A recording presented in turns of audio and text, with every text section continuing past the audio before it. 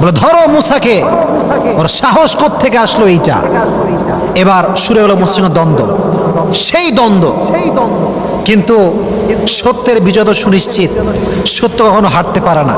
মুসা আলাইহিস সালাম প্রত্যেকটা ধাপে, আপনারা জানেন যে এটা জাদুর খেলা হয়েছিল। আপনারা শুনছেন সবাই এই কথাটা, জাদুর খেলা, যে মুসা আলাইহিস সালামের লাঠি বিশাল বড় সাপ হয়ে গিয়েছিল। জাদুকরদের সব সাপ, বাঘ, সিংহ সব খেয়ে ফেলেছে। তো ফেরাউন প্রত্যেকটা ক্ষেত্রে হার মেনে গিয়েছে মুসার সামনে, কারণ এটা তো কোনো মিথ্যা বাণী নয়, এটা একজনের বাণী। তিনি কে? এবার ফেরাউনের মাথা মারাত্মক গরম, বাসায় ফিরে আসছে। ফেরাউন বলছে এবার আমি মুসাকে হত্যা করব, যেটাই হোক না কেন, দারুনি আক্তুল মুসা, আমি হত্যা করেই ছাড়বো। ওয়ালিয়াদউ রাব্বাহ,